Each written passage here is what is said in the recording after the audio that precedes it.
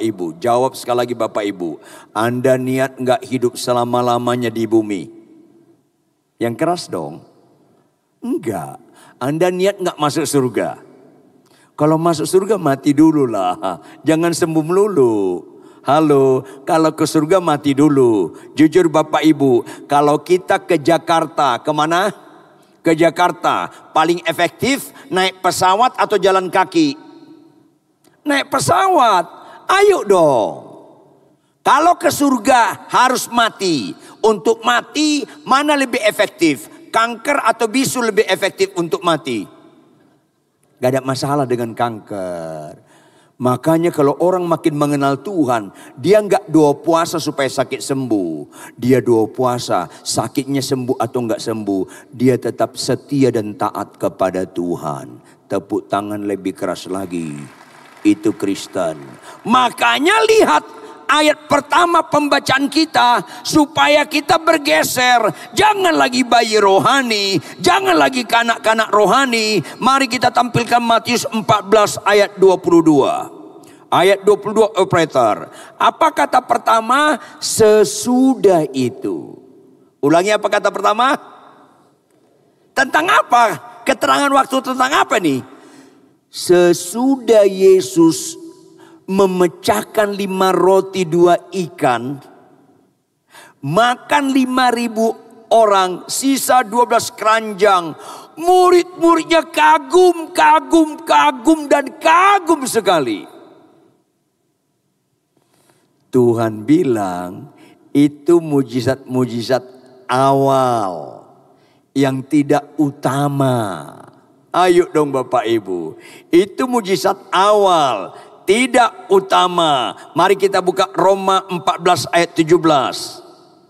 Roma 14 ayat 17. Sama-sama baca Bapak Ibu. 1, 2, ya. Sebab kerajaan Allah bukanlah soal makanan dan minuman, tetapi soal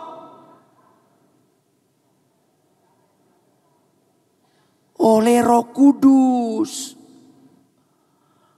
Jangan lagi kagum 5 roti 2 ikan bisa makan 5.000 orang. Jangan lagi kagum hal-hal seperti itu.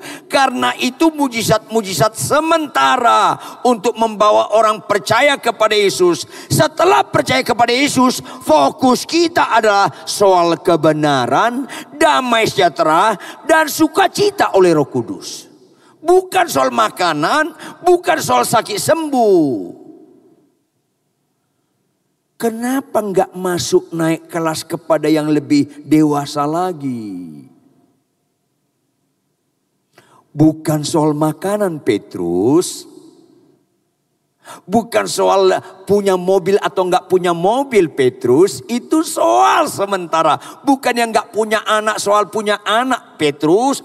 Bukan, itu sifatnya sementara. Tetapi soal kebenaran, damai sejahtera, sukacita oleh Roh Kudus. Apa sukacita oleh Roh Kudus? Orang yang berbahagia adalah orang yang mendengarkan firman Tuhan serta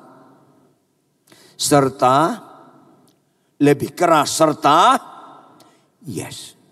Lebih persisnya, orang yang berbahagia adalah orang yang mendengarkan firman Tuhan serta memeliharanya. Apa itu memelihara? Merenungkannya siang dan malam. Apa arti merenungkan? Setiap firman Tuhan itu harus kita khotbahkan ke diri kita. Kita tembakkan ke diri kita, bukan ke orang lain dulu. Selalu saya ingatkan, jangan khotbahkan yang tidak kau lakukan.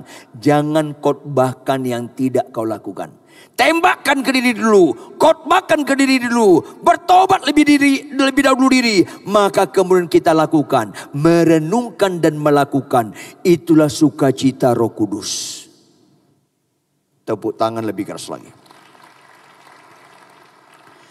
Kita terganggu nggak melakukan firman Tuhan ketika pasangan kita menyebalkan?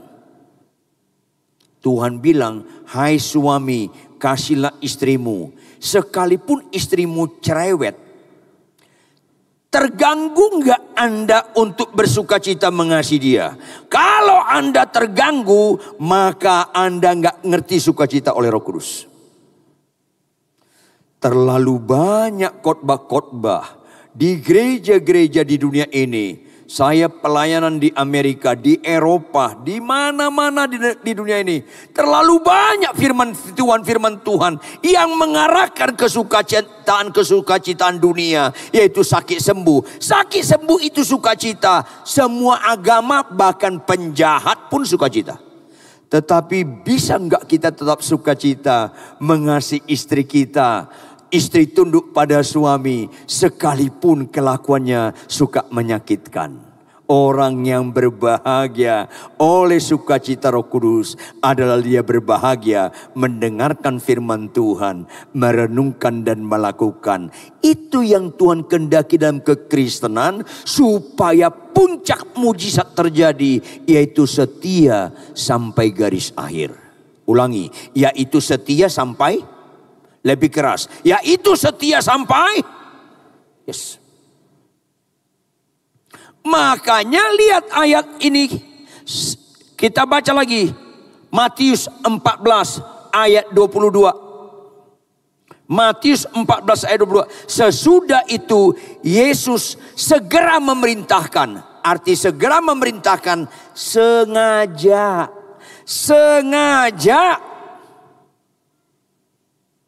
Bahwa kekristenan itu bukan soal sakit sembuh, bukan soal 5 roti 2 ikan makan 5.000 orang, bukan soal itu Bapak Ibu. Tapi soal kebenaran, soal sukacita, damai sejahtera oleh Roh Kudus.